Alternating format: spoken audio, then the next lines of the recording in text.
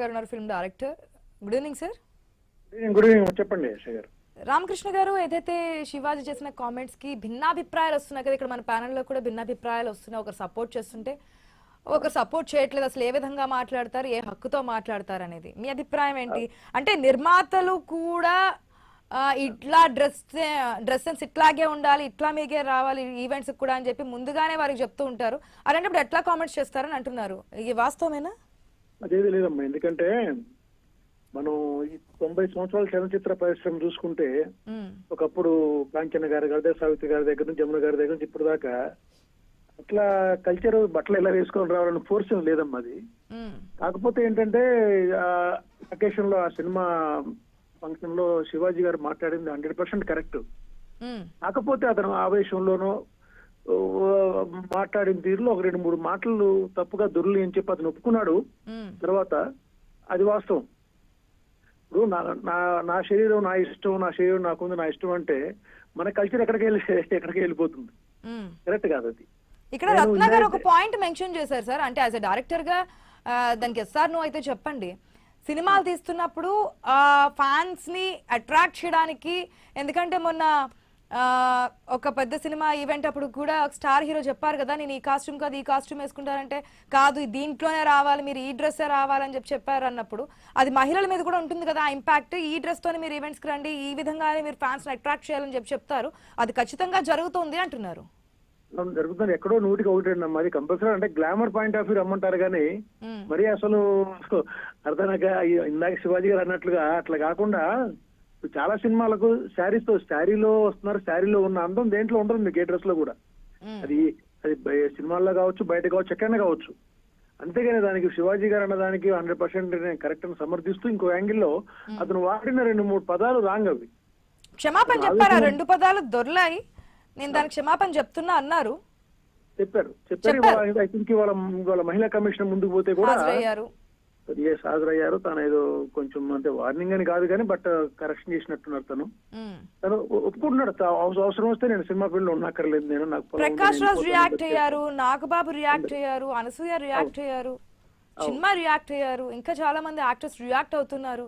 ఏ విధంగా మాట్లాడతారు? అసలు మహిళలు డ్రెస్ ఇది వేసుకోవాలి, ఇది వేసుకోవద్దు, అసలు మీరెవరు చెప్పడానికి, ఒక వేదిక మీద ఉండి ఇట్లాంటి స్టేట్మెంట్స్ ఎట్లా పాస్ చేస్తారు అని. లేదమ్మా, అది ఏ మహిళ వేసుకున్నా, ఎవరు వేసుకున్నా కూడా అది సమాజానికి కన్విన్సింగ్ గా ఉండాలి. మన సంస్కృతి సాంప్రదాయాలకు కన్విన్సింగ్ ఉండాలి. ఇప్పుడు సినిమా తీస్తున్నాం కదా అని చెప్పేసి మీరు ఇలా రండి అని చెప్పేసి నాకు తెలిసి 99% ఎవరు ఫోర్స్ చేయరు, కొంచెం గ్లామర్ గా రమ్మంటారు.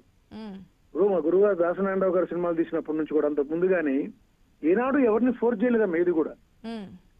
కొంతమంది వాళ్ళ పబ్లిసిటీ కోసమో లేకపోతే దేనికోసం వాళ్ళ గ్లామర్ గా వస్తారు, అది వేరే విషయం. అది వాళ్ళ నెక్స్ట్ సినిమాల కోసమో ఆ సినిమా హిట్ కావాలని ఆడాలని, అంతేగాని ఎవరు ఫోర్స్ గా చేయరు, ఎవరు ఫోర్స్ గా రారు.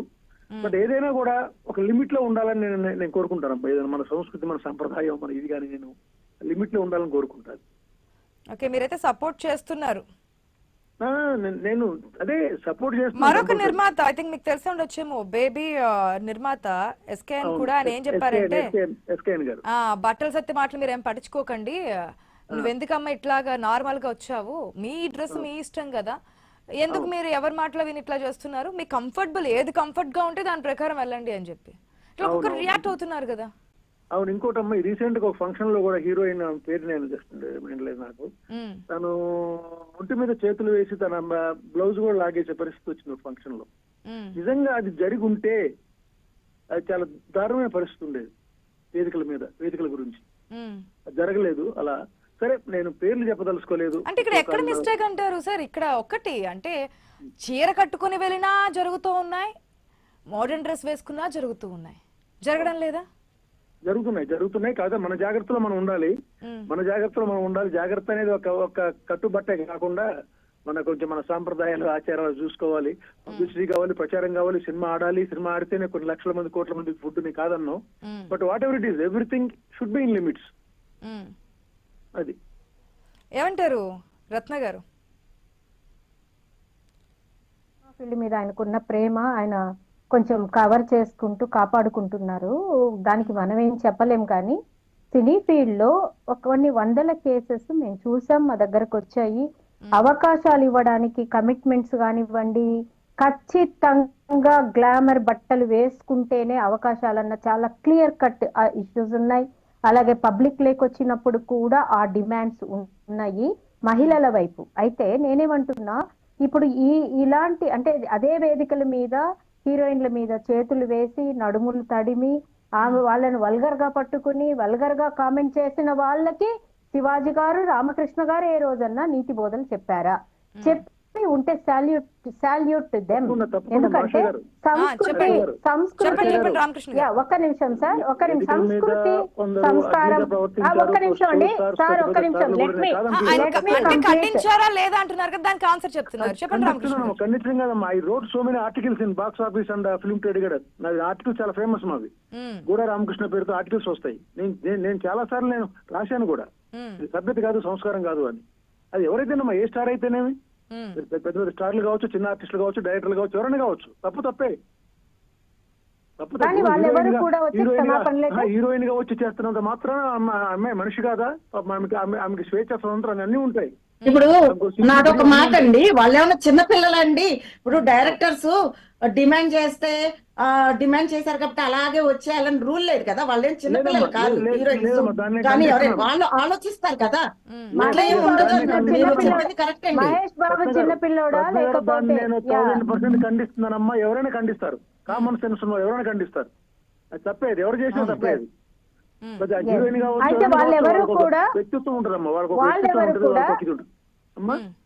వాళ్ళెవరూ కూడా మళ్ళీ మీడియాకు వచ్చి క్షమాపణలు చెప్పడం గాని, సవరించుకోవడం గాని, మళ్ళీ రిపీట్ కాకుండా ఉండడం గాని, విమెన్ కమిషన్ వాళ్ళని పిలిచి వాళ్ళని ఎక్స్ప్లెనేషన్ అడగడం గాని జరిగాయా?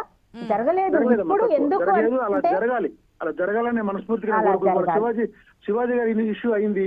సరే, తప్పులని పక్కన పెడితే మహిళా కమిషన్ ఇమీడియట్ రియాక్ట్ అయింది, తను పిలిపించారు, మాట్లాడారు. It's good thing, it's positive thing.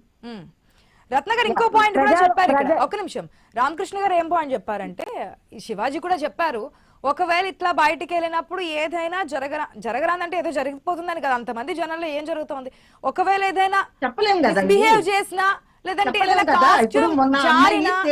ఆ వీడియోస్ అన్ని కూడా మనకి ఎవరి ఫోన్ లో ఎక్కడ ఏ విధంగా రికార్డ్ అయి ఉంటాయో తెలియదు కదా, మనం డిలీట్ చేయమంటే చెయ్యరు కదా. అది ఏదైనా ఉంటే లైఫ్ లాంగ్ అది రిగ్రెట్ కింద ఫీల్ అవుతూ ఉంటారు కదా. ఇట్లా జరగకూడదనే బయటకు వచ్చినప్పుడు ఇంత క్రౌడ్ గా ఉంటున్నప్పుడు కాస్త భద్రం అని చెప్పాను అంటున్నారు ఆయన.